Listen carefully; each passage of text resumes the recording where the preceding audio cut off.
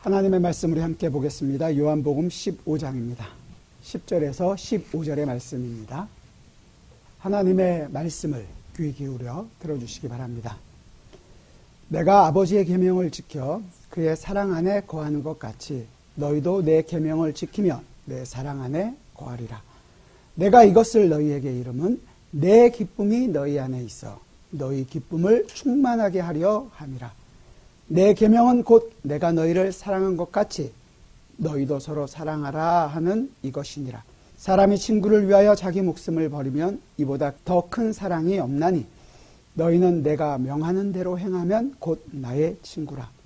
이제부터는 너희를 종이라 하지 아니하리니 종은 주인이 하는 것을 알지 못함이라. 너희를 친구라 하였노니 내가 내 아버지께 들은 것을 다 너희에게 알게 하였음이라. 아멘.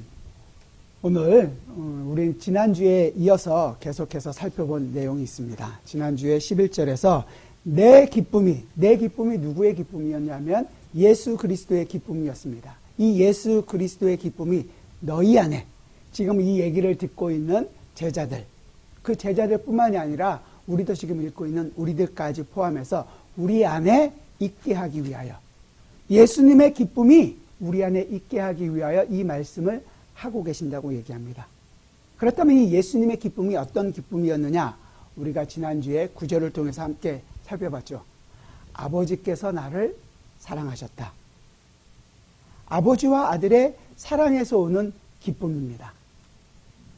그래서 이 기쁨은 영원한 하나님의 약속 안에서 이루어진 기쁨이었고, 영원한 하나님의 약속이라는 것이 있었기 때문에 그 약속은 결코 깨어지지 않는 것처럼 그 사랑도 결코 깨어지지 않는, 그런 깨어지지 않는 기쁨이었다고 말씀드렸습니다. 그 기쁨을, 예수님이 가지셨던 기쁨을 우리에게 주신다는 거였고, 우리는 지금 그 기쁨을 가진 자들이라는 겁니다. 그래서 우리가 좀 전에 찬양했잖아요.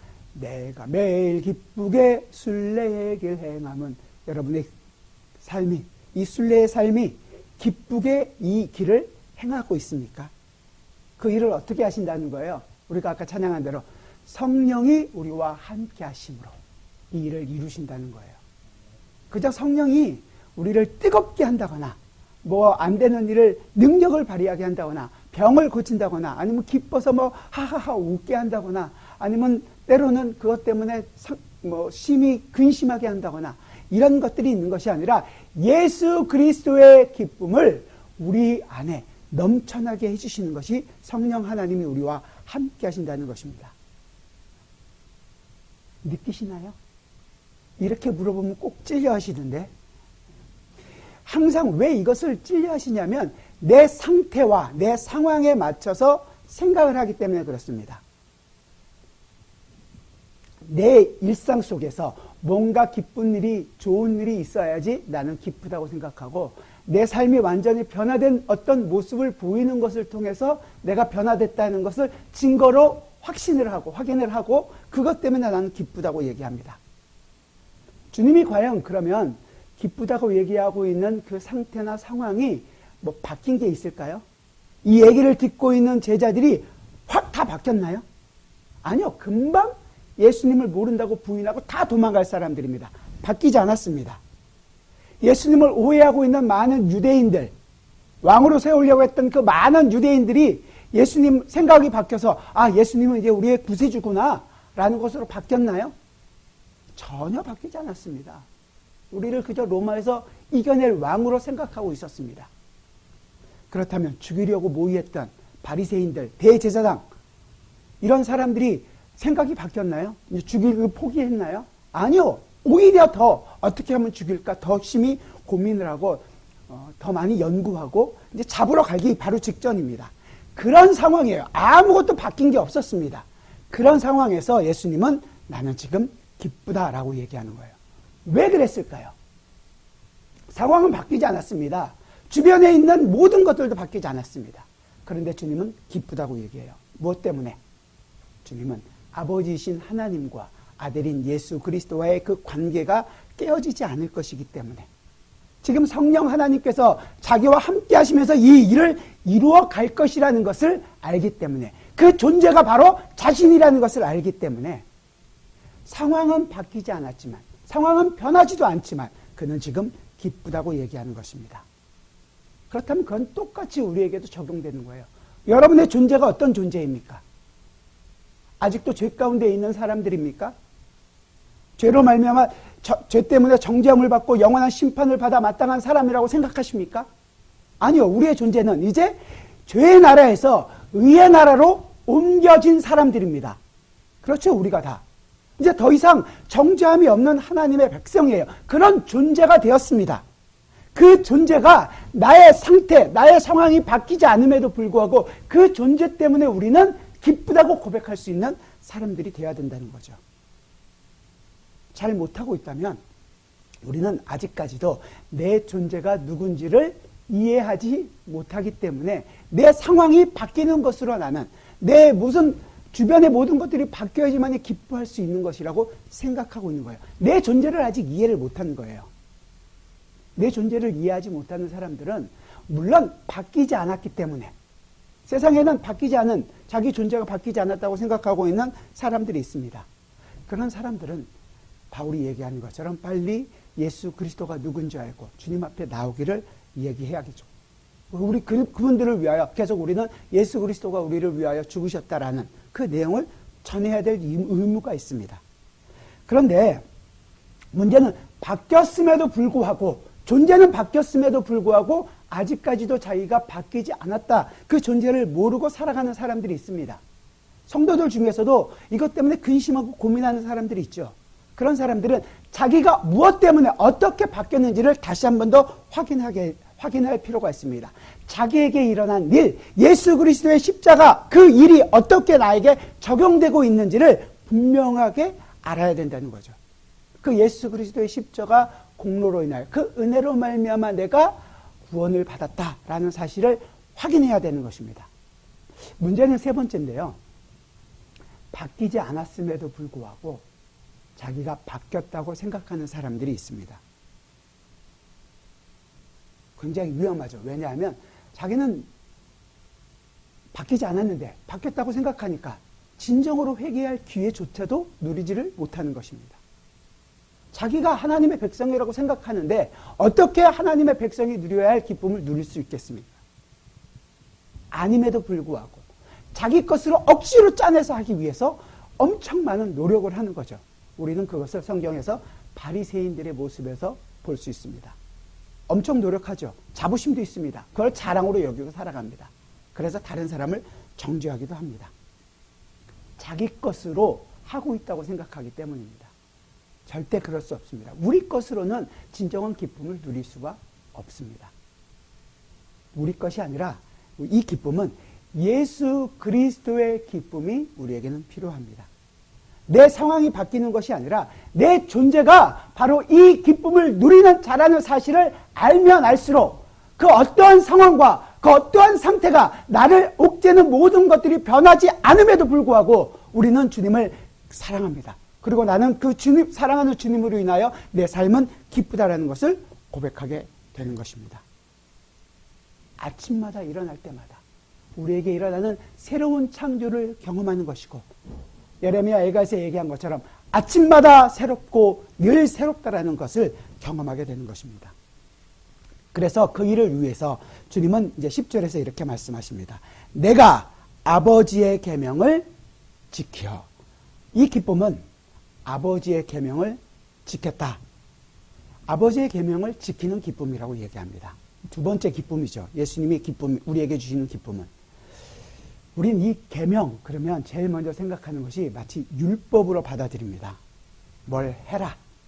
이건 하지 마라. 그래서 이 그대로 그냥 교회에 적용을 하죠.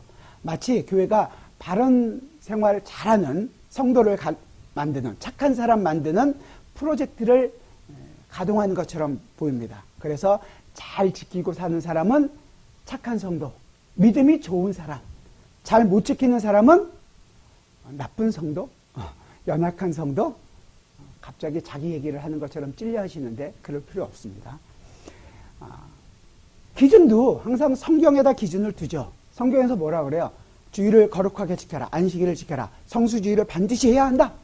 11조 해야 된다고 얘기하지 않느냐? 11조 해야 된다. 전도 생활 열심히 해야 되고 교회에서 봉사활동 열심히 해야 한다. 그런 걸 잘하는 사람을 훌륭한 성도라고 생각하고 좋은 성도라고 얘기합니다. 마치 이것을 율법으로 법을 지켜야지 하는 것이고 당연히 지킨 사람들은 좋은 사람으로 생각하는 거죠. 이런 내용들을 가지고 얼마나 많은 교회가 성도들을 이렇게 목줄을 매고 있었는지 모릅니다. 서로 편을 나누고 잘하는 집단, 좀 못하는 집단 편을 나누고 그걸 가지고 직분을 삼는 거죠. 이 사람은 한 번도 교회를 빠지지 않았고 11조 생활 열심히 했고 감사헌금도 열심히 하고 이런 사람들은 우리 교회에서 직분을 맡을 수 있는 사람들이다. 그걸 못하는 사람들은 자격조차도 줘줄 수 없다. 마치 그게 기준인 것처럼 이야기합니다. 지금으로부터 약 한 110년 전쯤에 바빙크라는 네덜란드 신학자가 미국에 와서 신학교에서 강의를 하는 것들이 있으면서 미국 교회를 110년 전에 미국 교회를 진단하는 거예요. 지금이 아니라 교회들이 예배가 많이 이벤트화 되었다. 많이 보던 거 아닙니까? 요즘의 예배들이 어떻습니까? 이벤트홀을 연상시키는 화려한 조명과 무대 장치들을 동원하죠. 교회 가르침에 더 이상 교리가 없다. 주일학교에서 학생들에게 요리문답을 가르치지 않는다. 교리가 없는 교회. 그리고 설교의 내용들은 굉장히 이해하기 쉽고 받아들일 수 있는 내용으로 아주 쉬운 설교를 많이 하고 있다. 지금 얘기가 아닙니다. 110년 전에 바빙크 교수가 했던 얘기예요. 지금 우리의 모습과 조금 더 다르지 않죠. 어쩌면 그것이 점점 더 심화되었고 더 커져가고 있습니다. 한국 교회는 이제 이 미국 교회가 갔던 길을 그대로 따라가고 있습니다. 그 결과가 뭐였냐?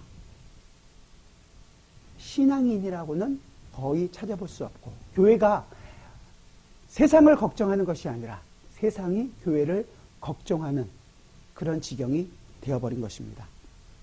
주님이 갖고 계시는 예수 그리스도께서 아버지의 계명을 지키는 이 기쁨, 이거에 대해서는 조금도 관심이 없고 어떻게 하면 내 상황과 내 상태와 나를 만족시킬 수 있는 그런 내용으로 나를 채울 것이냐, 그리고 그것으로 나는 기뻐하겠다라는 것으로 채워져 있습니다. 잘할 수가 없는 것이고 성도는 계속해서 연약하여지고 우리로 얘기하면 빼짝 말른 뼈만 앙상한 성도이면 다행이지만 아니면 처음에 얘기한 것처럼 아님에도 불구하고 맞다고 생각하고 있다면 우리에게 심각한 경고가 아닐 수 없습니다. 주님은 하나님의 계명을 지키는 기쁨이라고 분명히 얘기합니다. 하나님의 말씀은 이 말씀을 지켰다라는 내용은 우리가 지난 시간에도 얘기한 것처럼 처음 하나님께서 인간 아담을 만드시고 그에게 얘기하시죠. 이 모든 만물을 다스리고 지키고 풍성하게 해라 라는 명령을 하십니다. 그리고 하나 더 에덴 동산에 두시면서 동산 중앙에 있는 선악을 알게 하는 나무는 먹지 마라. 먹는 날에는 정녕 죽으리라. 그 아버지의 마음을 알고 그것을 금지했던 내용을 이해하고 아담을 지킨 것이 아니라 나는 저 열매만 먹으면 안 먹으면 된다. 그냥 말씀으로 듣고 행하는 것으로 생각했습니다. 주님의 목적을 이해하지 못한 거였죠. 다르게 얘기하면 하나님을 그는 진정으로 사랑하지 못한 것이었습니다.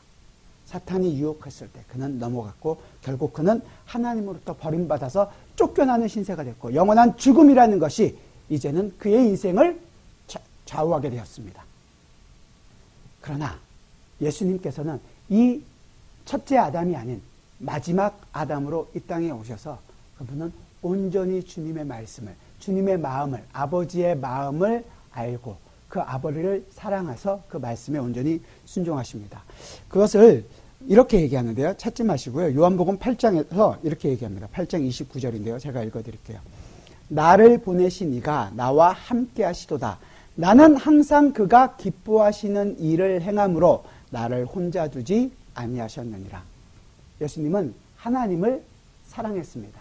첫째 아담은 자기를 사랑해서 자기가 원하는 길로 갔다면 이 둘째 아담, 마지막 아담이신 예수님은 하나님을 사랑하셔서 그 말씀을 따르는 것을 좋아했습니다. 기뻐하셨습니다. 기쁘게 그 일을 행하신 것입니다. 시편 기자는 시편 119편에서 모든 시편 한 구절 한 구절 말씀마다 말씀과 율법과 규례 이런 것들을 통하여 그 모든 것들을 사랑했다고 이야기합니다. 우리가 시편이 예수 그리스도의 시편이라는 것을 생각한다면 주님께서는 하나님의 말씀을 사랑하심으로 그 말씀을 지키신 것입니다.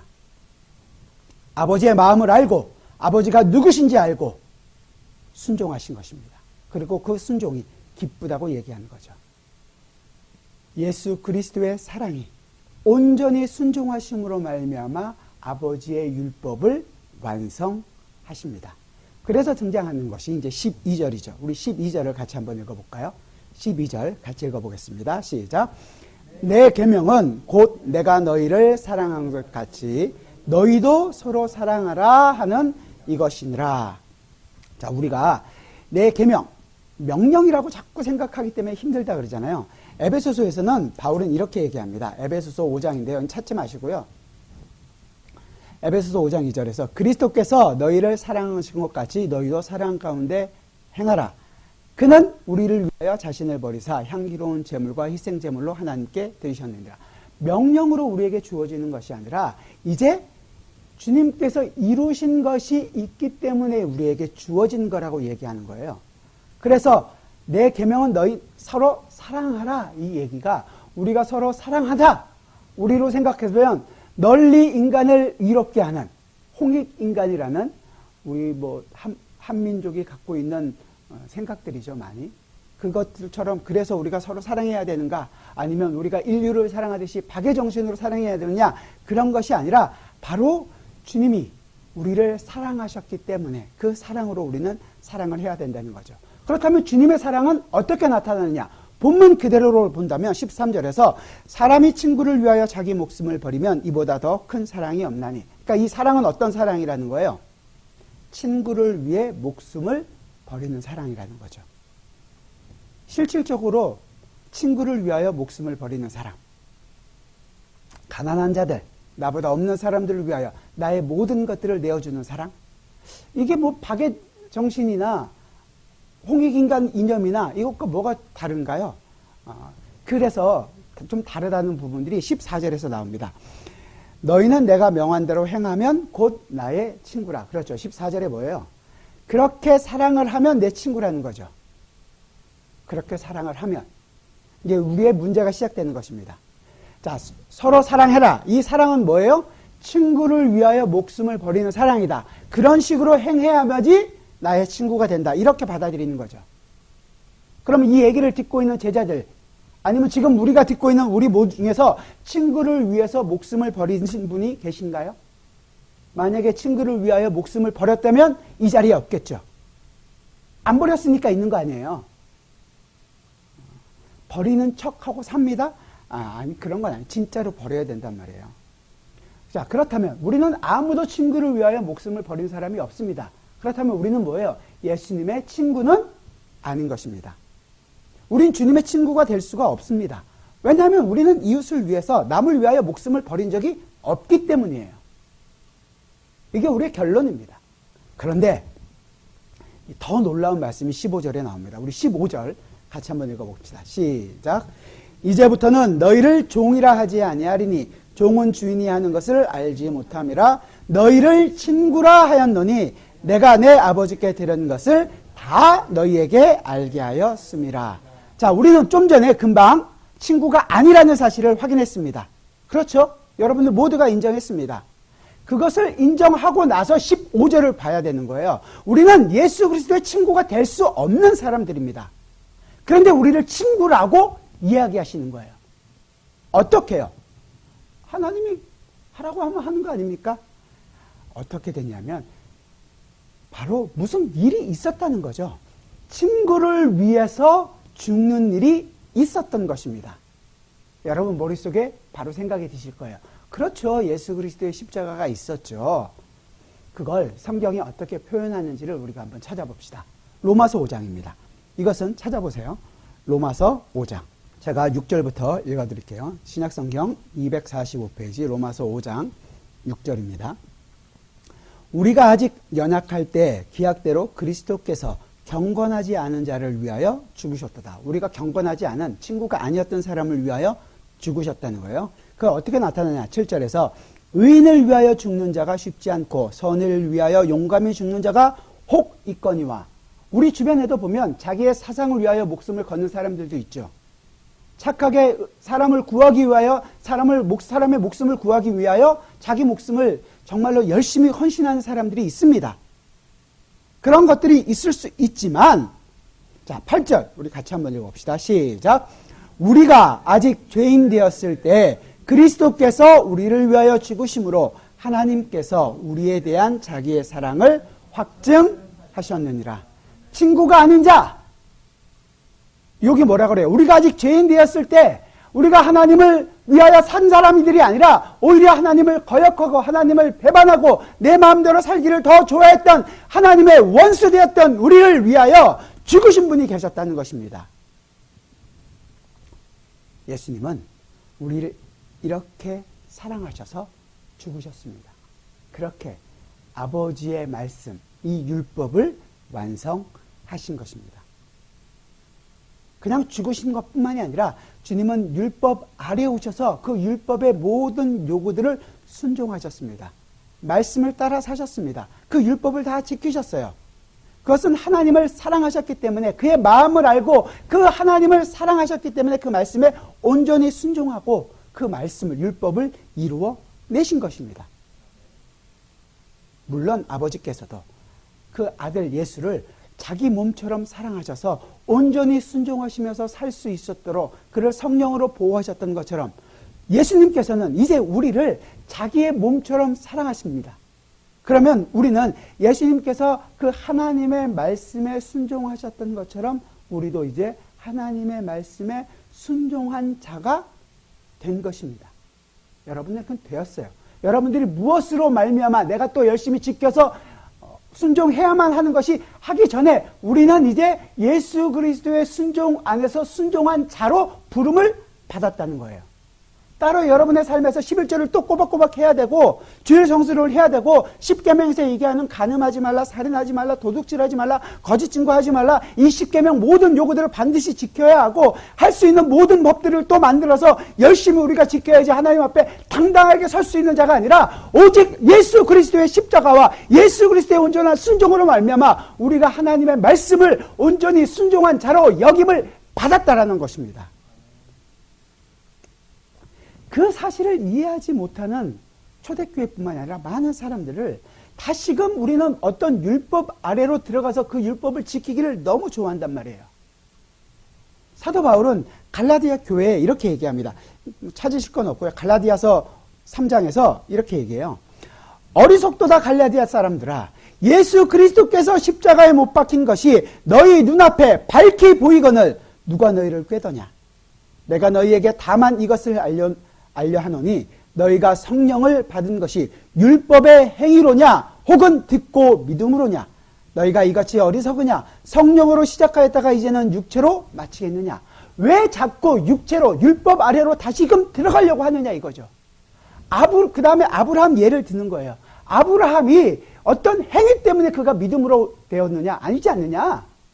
행위가 아니라 믿음으로 의롭다함을 입은 것이 아니냐 쭉 설명을 합니다.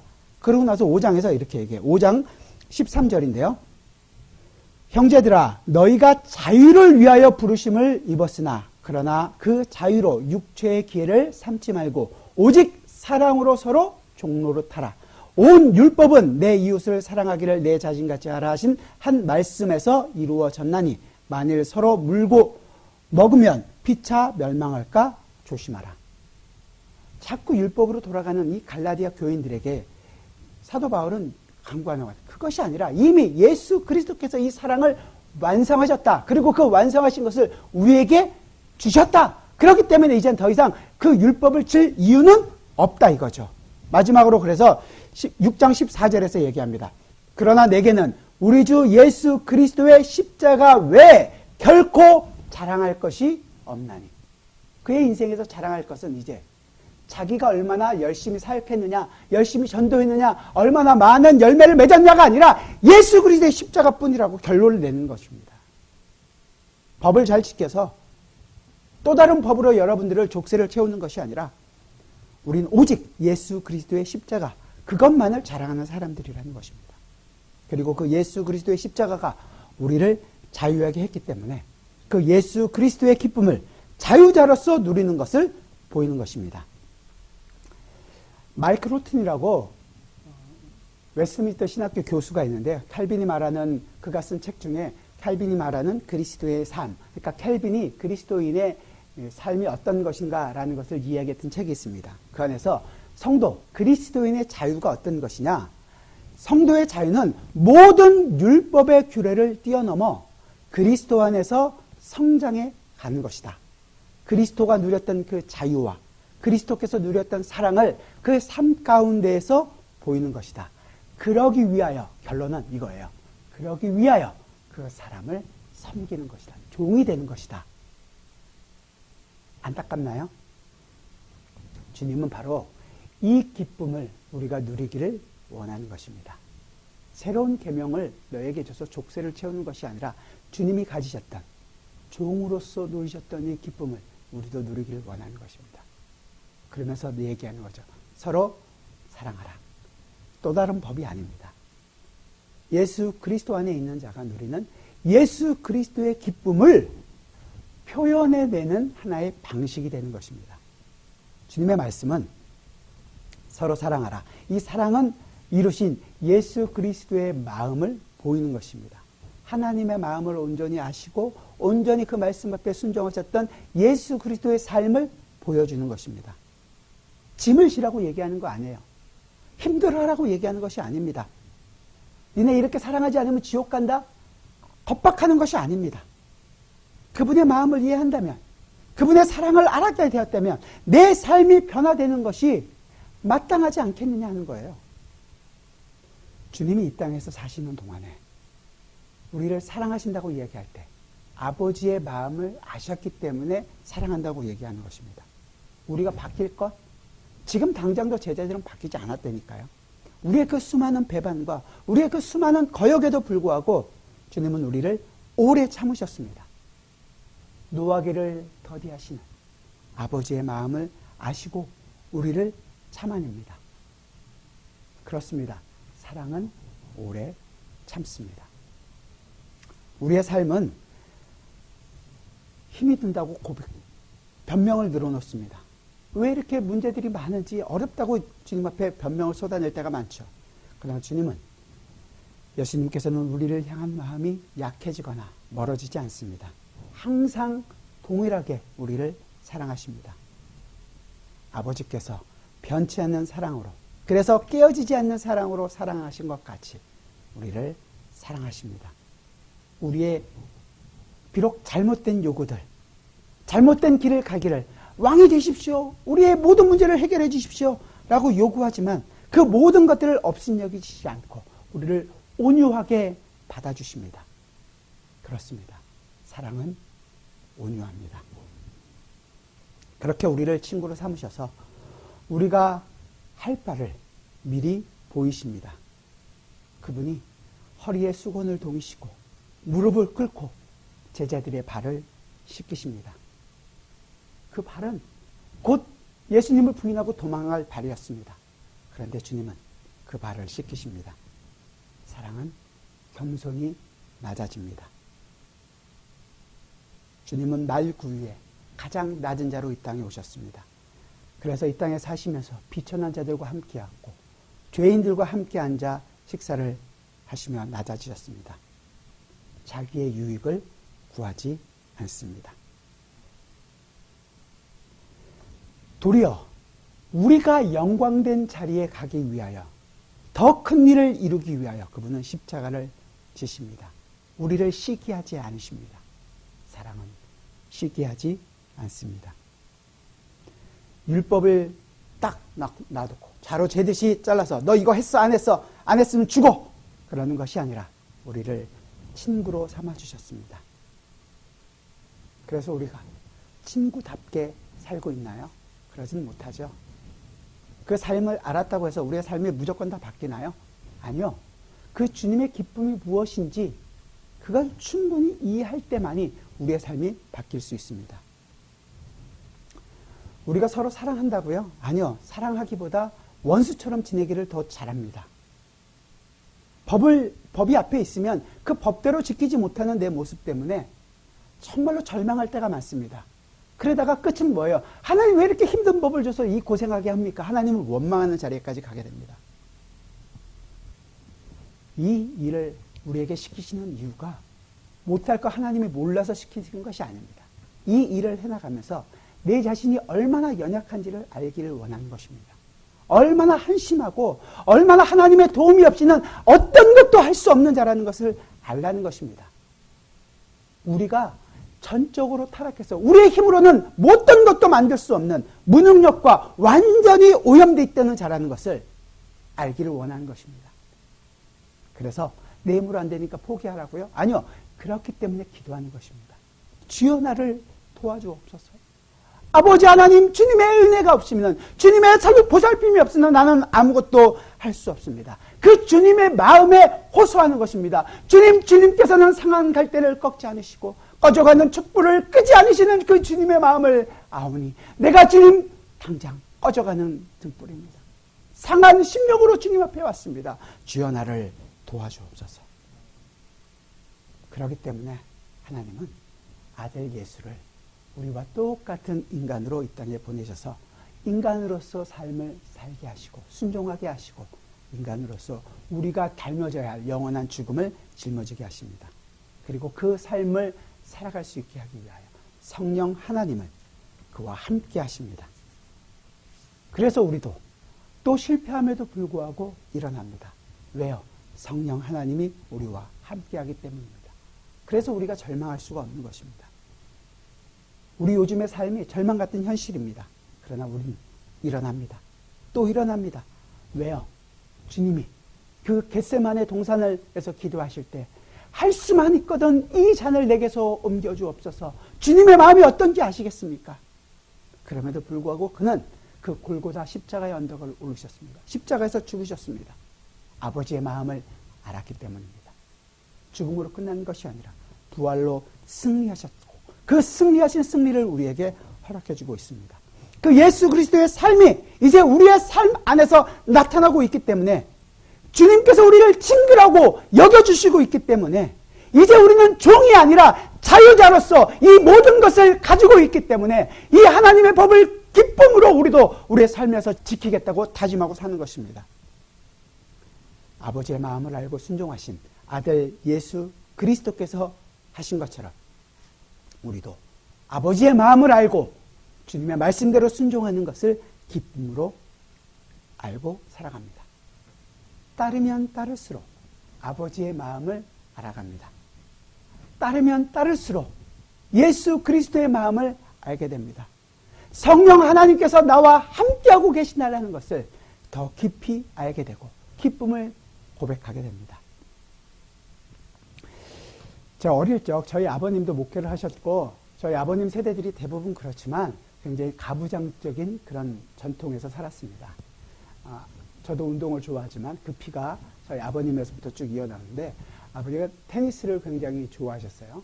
그래서 테니스를 배웠는데 그때가 제 중학교 때로 기억하는데 이제 뭐 테니스를 막 한국에서 처음 시작하고 할 때 저한테도 이제 테니스를 가르쳐 준다고 한번 갔다가 욕만 진탕 먹었죠. 이렇게 쳐야 한다. 제가 다시는 테니스를 안 쳤습니다.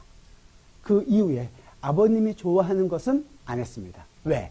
욕 먹기 싫어서. 반대길로 갔었죠. 근데 제 인생에서 가장 후회하는 부분입니다. 왜냐하면 아버지가 주려고 했던 그 사랑을 내가 다 누리지를 못했기 때문에 안타깝죠. 저도 이제 그 자리에 있어요. 많이 크긴 했지만 첫째 애들, 둘째 애들, 걔네들도 우리 애들도 좀 운동신경이 있어서 같이 운동을 좋아하는데 똑같이 되더라고요. 첫째는 이제 배드민턴을 하고 둘째는 농구하는 걸 좋아해서 같이 하다 보면 안 하고 같이 놀아주는 게 얼마나 힘든지 알게 되었습니다. 잔소리가 나가더라고요. 그래서 그럼에도 불구하고 저희 애들은 그래도 저보다 나아서 조금씩 놀아주기는 합니다. 우리가 만약에 나중에 천국에 갔을 때 천국에서 가장 부러운 사람이 누가 있을까라고 얘기하면 그냥 십자가에서 죽을 때 같이 네가 오늘 나와 함께 낙원에 있을 것이다 라고 했던 그 강도가 얼마나 부러운지 몰라요. 자기 마음대로 살고 마지막에 쏙 그냥 낙원에 갔으니까. 하지만 저는 그 강도만큼 억울한 사람도 없을 거라고 생각해요. 이 땅에서 아버지와 누리는 그 관계, 그 기쁨은 조금도 누리지 못한 것입니다. 십자가에서 잠깐 제가 지금 후회하고 있는 것처럼 이 땅에 살면서 아버지와 아들과의 누리셨던 그 사랑과 그 관계 속에서 오는 기쁨을 누리지 못하는 것은 너무너무 마음이 아픈 것입니다. 알기를 원하는 것이고, 그래서 그 사랑 안에서 서로 기뻐하며 예수 그리스도의 사랑을 풍성하게 보이기를 원하는 것입니다. 주님은 오늘도 우리를 자기의 몸처럼 우리를 사랑하십니다. 우리를 이 땅에 두시면서 그 사랑을 먹고 사랑의 힘으로 살기를 원하는 것입니다. 세상의 어떤 것으로도 빼앗기기 싫어하는 아버지의 마음을 여러분 기억하시기 바랍니다. 세상에 주는 기쁨으로 여러분을 채우는 것이 아니라 하늘의 기쁨으로 여러분들이 알기를 원하십니다. 그걸 이루게 하시기 위하여 주님은 어떤 것도 감수하십니다. 이 세상을 반으로 쪼개는 한이 있더라도 그것이 우리의 고난의 길이라고 할지라도 주님은 그것을 허락하십니다. 왜요? 왜 그럴까요? 이유는 단 하나. 사랑하기 때문입니다. 사랑하기 때문입니다. 그리고 그 사랑을 알게 된다면 우리의 고백도 똑같을 거죠. 나도 주님을 사랑합니다. 그 사랑이 우리의 마음에 가득 찰 때 바로서 예수 그리스도의 기쁨이 넘치게 되는 걸 확신합니다. 기도하겠습니다. 무엇보다도 뜨겁게 서로 사랑할지니 사랑은 허다한 죄를 덮느니라. 서로 대접하기를 원망 없이 하고 각각 은사를 받은 대로 하나님의 여러 가지 은혜를 맡은 선한 청지기 같이 서로 봉사하라. 만일 누가 말하려면 하나님의 말씀을 하는 것 같이 하고 누가 봉사하려면 하나님이 공급하시는 힘으로 하는 것 같이 하라. 이는 범사의 예수 그리스도로 말미암아 하나님이 영광을 받으시게 하려 함이니 그에게 영광과 권능이 세세 무궁하도록 있느니라. 아멘. 사도 베드로가 그렇게 이야기한 것처럼 서로 사랑할지니 사랑은 허다한 죄를 덮느니라. 예수 그리스도의 사랑이 우리의 죄를 덮으셨습니다. 그리고 이제 우리로 하여금 이 세상에 예수 그리스도의 사랑을 보이기를 원하십니다. 주님, 우리의 마음이 무엇을 따라가고 있는지, 세상이 주는 기쁨입니까? 내 마음을 만족하게 해주는 일입니까? 아니면 예수 그리스도의 기쁨이 우리의 삶 가운데 충만해지는 것입니까? 주님은 우리에게 이 기쁨을 주기 위하여 종이 되셨고 십자가에 죽으셨고 그 고난을 다 이겨내셨습니다. 그렇다면 우리의 인생 가운데서도 종이 되는 자리로 가는 것, 십자가를 지는 것, 죽음 앞에 내몰리는 것 두렵습니다. 정말로 두렵습니다, 주님. 그러나 주님이 이 길에서 승리하셨다면 우리도 승리할 것을 믿으며 이 길을 걷길 원합니다. 주여 우리를 도와주옵소서. 주여 우리를 붙잡아 주옵소서. 예수 그리스도의 이름으로 기도드리옵나이다. 아멘.